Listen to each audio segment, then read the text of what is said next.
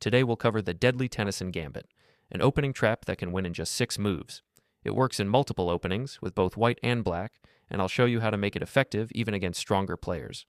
For example, if black plays the Scandinavian defense, white play nigh f3, seemingly blundering the pawn on e4. After that, white brings the knight to g5, aiming to regain the pawn on the next move. Black naturally defends, but white attacks the pawn again. Black is comfortable trading it off, since they are already a pawn up, and plays bishop takes d3. At this point, black is still a pawn ahead and feels good. The only issue is white's knight on g5, which looks a bit annoying. To remove it, black plays pawn to h6. That's where the main tactical idea of this trap comes in. Knight takes f7. This move creates a double attack on the rook and the queen, forcing black to capture. Then white plays bishop to g6, delivering a discovered check. On the following move, white captures the queen, exposes the king, and secures a completely winning position. It feels great to win a game so quickly, but many players think this trap is just hit or miss. You win fast if your opponent plays into it, but if they avoid pawn to h6, you're simply down a pawn and end up in a losing position. That's why in today's video I'll show you the Tennison Gambit 2.0, a stronger version that works across multiple openings and remains effective even if your opponent doesn't fall for the trap. One common way to set it up is by starting with pawn to e4. From here, the Tennison Gambit works against black's openings that involve pawn to d5 since we want to sacrifice the pawn on e4. This means it works both against the Scandinavian defense, where black plays pawn to d5 immediately, and against the French defense. In the French defense, black usually plays pawn to a6 first, and then follows up with pawn to d5. And in the Caro-Kann, it's a very similar story. Let's start with the Caro-Kann defense, where the Tenian Gambit works especially well. In fact, it's not even risky, it's completely sound. After pawn to e4 and pawn to c6, white develops with knight to f3. Black responds with pawn to d5, striking in the center. At this point, instead of defending the pawn directly, white plays pawn to d3, inviting black to capture on e4. This looks very natural for black, since after pawn takes e4, they expect white to recapture. If that happens, black can trade queens on d1 and force white's king to move early, which is usually considered an advantage for black. However, instead of recapturing, white immediately jumps in with knight to g5, aiming for the well-known Tennison Gambit setup. This puts pressure on black and sets the stage for tactics. Most often, black continues with bishop takes d3, which seems safe but actually triggers the trap. From here, the most common replies, knight to f6 or pawn to h6, fall right into the classic Tennison Gambit tactic, where white sacrifices on f7 and wins the queen shortly after. The result is a surprisingly quick and decisive victory. Even if black avoids the typical responses like knight to f6 or pawn to h6, the position is still extremely favorable for white. That's one of the beauties of this setup. It's not just about the immediate knight takes f7 threat. White is also putting pressure on the pawn on h7, creating multiple tactical possibilities. At the very least, this allows white to regain material while keeping up a strong, aggressive posture. For instance, if black plays pawn to a6 or almost any other move that doesn't directly address the threats, white can capture the pawn on h7. With the bishop supporting this pawn capture, white maintains a commanding attacking position, ready to exploit any weaknesses around black's king. From this position, black also faces a serious dilemma. They cannot safely capture the knight on g5. If they try, white can immediately play knight takes f8, forcing the black king to move. This has a double effect.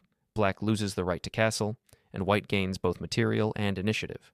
The black king becomes exposed in the center, and white's pieces are perfectly placed to launch a decisive attack.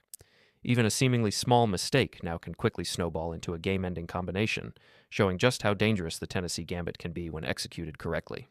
If black tries to be clever with bishop to e7, aiming to chase away the knight later or neutralize white's threats, it quickly backfires.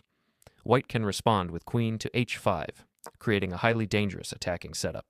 From there, a well-timed knight to f6, followed by queen takes h8 can deliver a swift checkmate.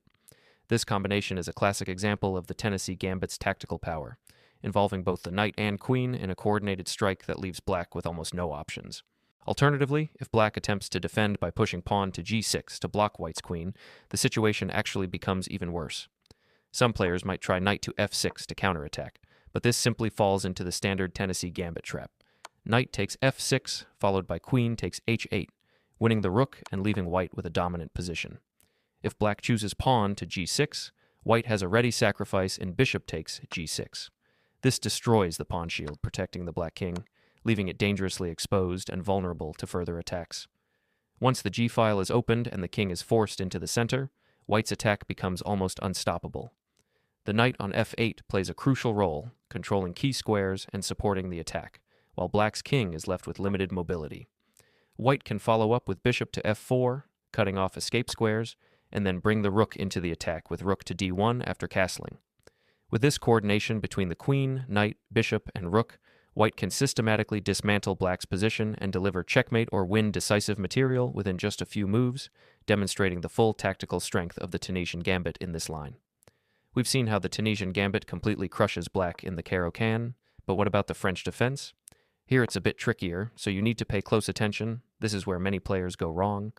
You start with knight to f3, then after pawn to d5, you play pawn to d3, just like before. Black captures on e4, expecting you to recapture, but instead you jump knight to g5, attacking the weak pawn on e4. Black usually trades, and once again you're threatening the pawn on h7. Here's the key detail many players overlook in the French defense. When Black has already pushed the pawn from e7 to e6, the classic Tennisian Gambit sacrifice on f7 doesn't work anymore. Normally, White plays knight takes f7, and after king takes f7, follows up with bishop to g6 check. In the Caro-Kann, this is crushing because the pawn on a7 blocks the king's escape. But in the French, with the pawn already on a6, the king calmly steps to e7.